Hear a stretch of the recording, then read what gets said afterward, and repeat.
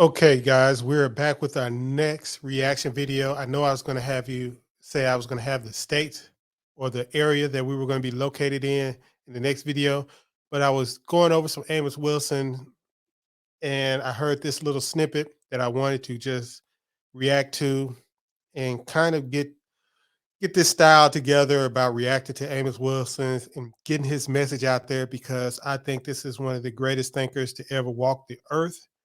And I would like to get his message out there for new Africans to embrace his message and his methods in building a world in which new Africans are thriving globally. Um, you know, at this time. So, what we're going to talk about now is we have this thing going on, especially on social media, online, and on YouTube about the gender wars, about single mothers, passport bros, all of this stuff, none of it which helps the collective at all. Um, all this stuff that we have going on in the social media and the community is very anti New African to me. Between us all, it doesn't help bring the community together and get us in a place where we can build something for the future of our children and our community as a whole. So this is something that I wanted, and this is basically for the Black men. This is a message for the Black man to listen to and to understand where we're coming from. In my day and age, when I was growing up, when I was a young boy, there were boys' clubs everywhere. And that was an important place for me, even though, I had my father in my life my whole time. He lived with me throughout my whole life, and I never had any problems in that area. But it was always good to have a place where boys can gather and be boys, and they had girls club where girls can gather and be girls, and they could socialize with each other and do the things that were age and sex appropriate at that time. Now, right now, most of those, I don't even know if those boys and girls clubs are still open around the country like they used to be. I don't think they're getting the funding or the recognition that they used to be, if they are. But this is a snippet of a longer talk, of course, where Amos Wilson proposes or puts out the thought of why are we only supposing that the only way that the African family or the new African family can exist is with the father in the house as the primary. There were different methods in which our ancestors throughout history used this. Of course, that we've always had wars and things like that, where men died in war and children were raised appropriately, even though men died in war. So, like I said, we have to recognize now that we are under a oppressive society, and men will be taken out of the home either via the legal system, social ills, or anything like that. There's never going to be a time, or the European or our oppressors are not going to want to have a stable family environment, and it's up to us as the men of the community to find ways to combat this head on. And Amos Wilson comes up with the thing, and I just want you to listen to it as we get started. We are separated from our African history. That's one of the reasons why we're in the trouble. We're in this people. You think history is merely a remembering of famous events. You think history is there merely to stroke your ego, to make you feel good about yourself. I have criticized very straightforwardly black folks approaching history as hero worship and searching out great people. That is a part of it, ladies and gentlemen, but history is much broader than the worshiping of heroes. History is real and concrete in its effect. History has 1,000 answers to 1,000 questions. You must not only ask history about what great heroes you've had. You must ask history about how do I solve this problem? How do I deal with this issue in my life? What methods and techniques have we used to cope with this issue, this situation? When you study, for instance, the history of the African family, you'll recognize that there was no such thing as the African family. There were a variety of African families, and African families evolved over time.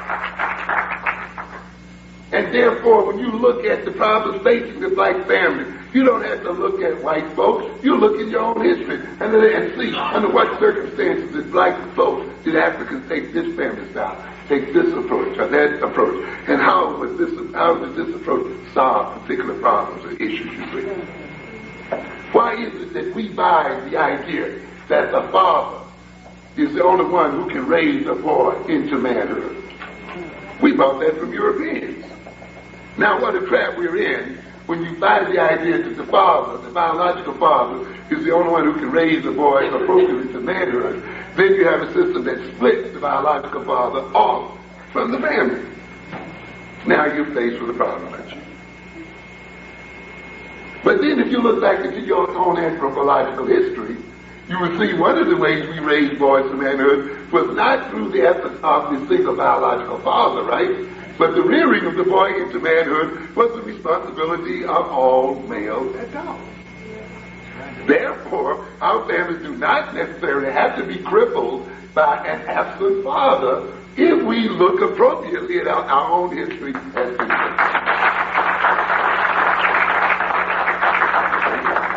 But we don't look at the answers there. You'd be surprised at the wisdom and the knowledge and the greatness that our people have. Don't confuse oldness as being out of date. Don't confuse the idea of primitive as being less than what is new. European ideology and philosophy is regressive. It is backward and destructive.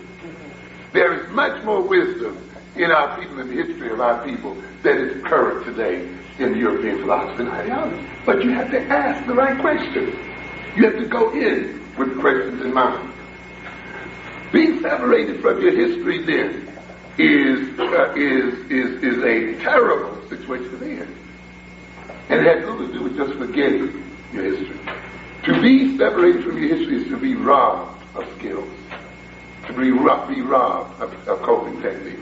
I'm going to have to come back to you and talk to you about this because I'll have to deal with this concept of social amnesia. Amnesia.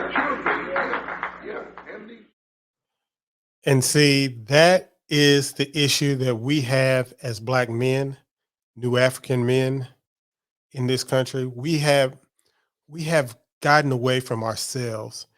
And you see on YouTube, especially where this video will be showing, you have hundreds and hundreds of hours of Black men complaining about single motherhood, and none of them are providing solutions to the issues. Now, regardless of your complaints, the problem is there. 80% of our 80% of our children are born into single parent homes or single mother homes. So our communities are going to have these children in them. The question is not about complaining about single motherhood. The question is solving the problem. The problem is, how do we get children of single mothers from childhood to adulthood with their new African sanity intact and performing and doing the things that we want them to do in life, and doing things that will be productive and helpful for the community as a whole and not destructive to the community as a whole? What are the skills that they need? What is the knowledge that they need to have when they approach and enter the world, this hostile world that is the United States? What skills, what knowledge, what do they need to be prepared to be successful and thrive in this environment? And that is the nuance that Black men are missing as a whole. We are on YouTube pontificating, complaining, screaming, doing everything that we can except solving the problem.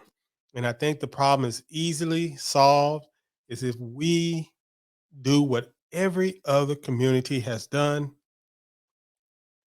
build community centers, training centers that train our children in the way that we want them to go. Not just schools. I'm talking about after school programs, everything. The same thing that the Black Panthers were able to do in the 60s. Why aren't Black men able to do it today? Why are we sitting on YouTube just collecting views and money off of broadcasting the ills of the community without trying to come up with a solution that doesn't involve somebody else doing something like women acting right, not doing this, not doing that. Instead of we say that the Pookie and the Ray Rays are the minority of the males, then why aren't the majority of the males creating an infrastructure for Black children to thrive in? This is a question that we have to ask ourselves daily in the mirror. And this is one of the questions that I wanted to solve by starting this YouTube channel to get people involved. And, regardless of if the masses or enough people gather up, that's like saying, I'm just looking for a few people to help. But regardless of that, I will come up with a way and a way and a plan of action in which I can enact it myself, even if it has to be with my finances totally. Of course, that will take longer, but regardless, it is what it is. The work must be done. So that's where it is right now. Uh, you know, what are your proposals? I propose community centers, um, separate but equal. I know that's kind of flash language for new Africans, but where you have the concept of the boys club and the girls club, but community centers that are owned and operated by the new African community that trains children and some adults into the ways that you want them to be and move in the future. And that's just one of my solutions. And if you can have them in these communities and where you have majority Black populations, then I think you will see a gradual change. But like I said, these things take physical buildings and boots on the ground to get things done.